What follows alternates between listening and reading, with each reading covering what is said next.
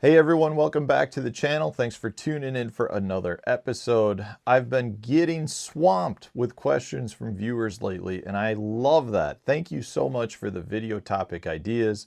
I'm trying to do as many as I can because I've got my own ideas as well, and then when I get your suggestions for videos, I want to address those as well because honestly, if you're watching the videos on a regular basis, I want to be answering the questions that you guys are asking me.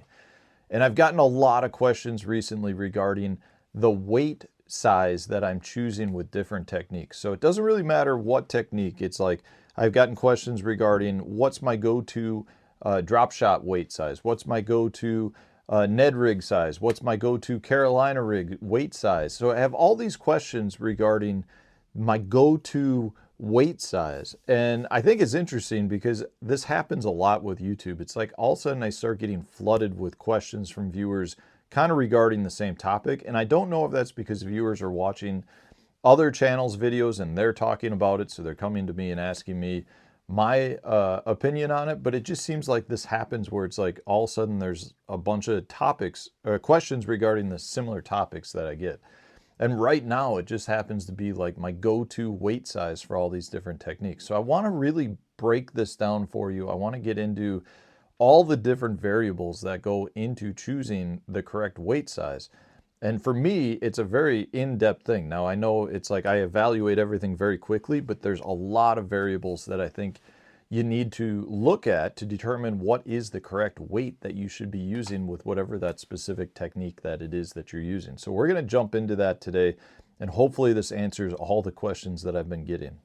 Today's video is brought to you by the Deep Dive app. This has had an amazing new update. As you guys know, I love the water clarity feature. As you can see right here, we're looking at Grand Lake, which just had a whole pile of rain come into it. It went from being really clear to having a lot of dirty water coming in the bottom end of it. Just an amazing feature to be able to determine where the clear water is versus the muddy water. So Deep Dive has just also introduced stream flow. Now this is a really cool feature that shows all of the water input coming into certain reservoirs and the amount of water coming in. So they measure it in cubic feet per second. You can see in this case, this is just a small creek, but then you can see the projected as well as the previous flows. If we move up the lake here, get into one of the larger rivers coming in, you can see here that we've got 490 cubic feet per second. And then it shows you that there's not much of a change expected. Now, if there's some rainfall coming, I'm sure those projections will change. If we scoot on over here to take a look at Kentucky Lake and Barkley Lake, much larger river systems, the Tennessee River, you can see what the projected outflow is going to be there, 28,000 cubic feet per second. Go check the Cumberland River here. We got 9.4 thousand cubic feet per second. Just an amazing feature that allows you to see all of the different water flows coming into the different parts of the lake. You can see which ones might be the most affected, which ones won't be affected, see what the projected outflow schedules are. A major feature to help you catch more fish. And that's on top of some of the other new features like the wind effects. Now, the wind effects is really cool because we've had wind effects as part of the app in the past, but all it did is show where the wind was hitting the shoreline the most, as you can see from the dots, the orange and bright red dots, which indicate where the wind is really striking.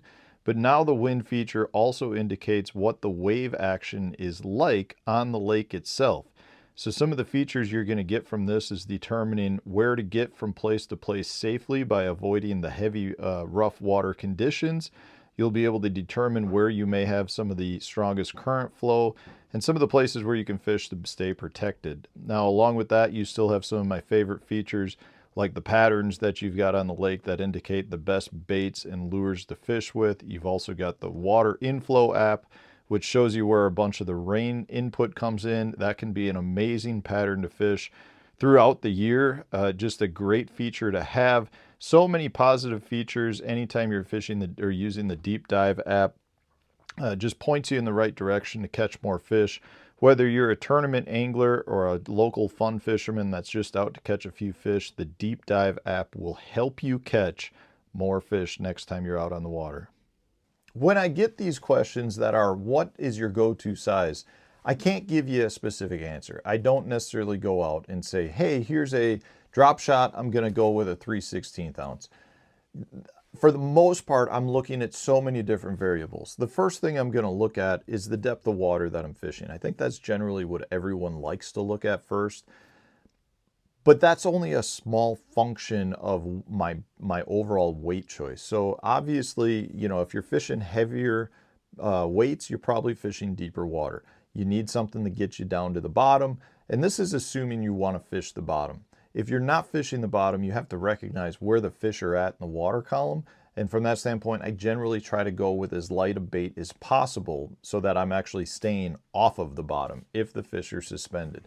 But if we're talking about techniques where, you know, I'm generally making bottom contact, so maybe it's a Texas rig, a Carolina rig, a drop shot, football jig, anything where you're making bottom contact, I'm always looking to make as good a contact as possible while my bait floats over anything that I'm fishing on the bottom and has very free movement. Because you have to recognize the heavier you go, generally you lose a lot of your natural movement in your bait because the weight overpowers the bait. So let's say you're fishing a drop shot.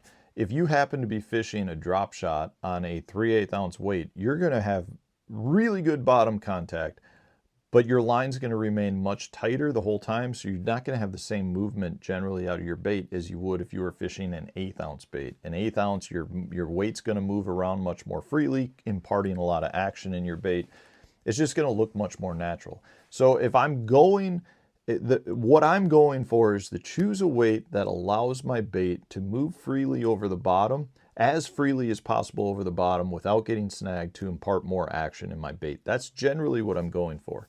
So when you're doing that, you're looking at the depth that you're fishing, but you also have to take into account the bait that you're fishing as well as the line that you're fishing. So if you're throwing heavier line generally means you can move up in weight size because you have more resistance from that thicker line, and your weight, you need heavier weight to get your bait down. So if you throw an 1/8 ounce weight on 6-pound tests versus 15-pound tests, you're going to have much faster fall rate with the 1/8 ounce on 6-pound than you will on 15-pound. That's just kind of how it works. You have a lot more resistance because that 15-pound is like double the diameter than your 6-pound. The same goes for your bait choice. The bigger your bait choice is, obviously, the slower that's going to fall, or slow down the rate of fall. So if you're, let's say you've got a Texas rig and you put a small little speed crawl on it, that's going to fall much faster with a 1/4 ounce weight than a big creature style bait, you know, something that's got a lot of appendages.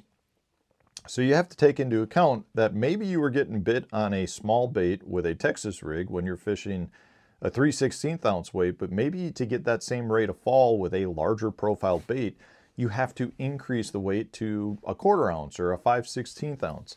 So your bait choice is also critical with respect to trying to obtain the correct rate of fall that you're looking for. Now, I generally am one that actually, and I talk about this on the channel a lot, I either like a really fast fall or I generally really like a really slow fall. So I'm trying to avoid kind of that mid-range, nice, you know, casual fall. I really like a bait to fall really fast, or I like a bait to take its time getting to the bottom. And a lot of times that's just up to the fish to determine how they want it. So I try to go one to the other. I'm generally not trying to find a weight that's right in the middle. I'm usually trying to find something that drops my bait really fast or really allows my bait to kind of glide and have movement on the fall. Now you also have to look into the cover that you're fishing. So, you know, once you've identified the bait that you want to use and the rod and reel setup that you want to use, and you've got the depth that you're fishing, you have to think about the bottom.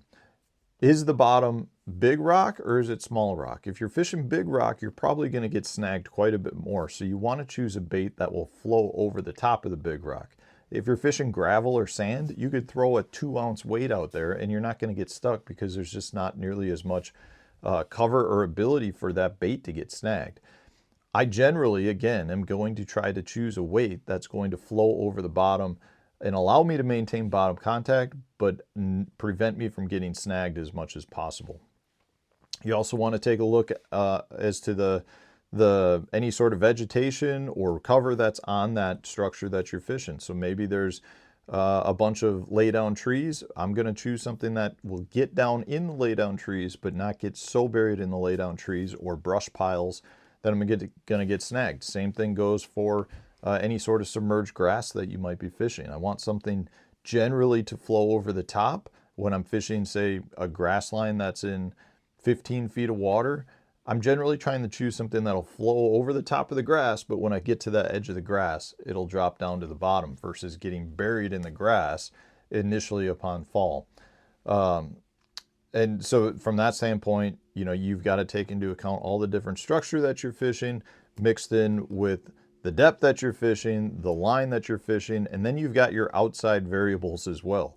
And what I mean by that is like your wind. Do you have a lot of wind that could potentially put a bow on your line that's going to swing your bait if you don't fish a heavy enough weight? Or do you have no wind? If you have no wind, you can generally get away with a lighter weight. The same thing goes for current. If you're fishing a place that has a natural current to it, you got to take into account that your bait is going to be pushed by the current out of the strike zone if it's not heavy enough. If you're on a natural lake, you can generally fish a much lighter weight than you are if you're on a river or a system that's got current pushing through it. So there's just a ton of different variables that go into that question. So when I get the questions from viewers that are, hey, what's your go-to weight of choice with a drop shot? Or what's your go-to weight of choice with a Texas rig? Or your go-to weight of choice with a Carolina rig? I cannot answer that in a simple response back to you when it's a written question in the comment sections. And you guys know I read all the comments, I respond to all the comments, and it's just, there's too many variables. Like we just did, I don't know, whatever this video length is, a 10-minute video talking about the variables that go into weight choice. So what I would stress to the anglers out there is don't just choose a weight based on depth. Evaluate the situation, evaluate the area that you're fishing, and really try to choose a weight that allows you to hit bottom, make bottom contact, know where your bait's at, but flow freely over the bottom to give the bait as much natural presentation as possible. I know that that's a lot of gobbledygook to get to this, but the reality is if you can find that sweet spot, you're going to generate more bites and you're going to have a more successful day out on the water. That's how I feel with respect to this topic. So hopefully this helps answer the questions that I've been getting.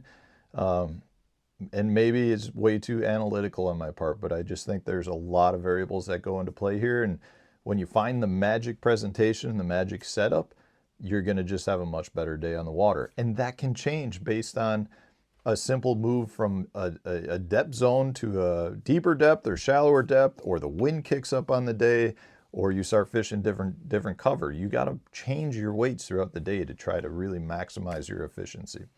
Anyways, thanks for watching. I appreciate all the support. Continue to provide your questions in the comment section, and stay tuned. We'll have a new video coming out tomorrow.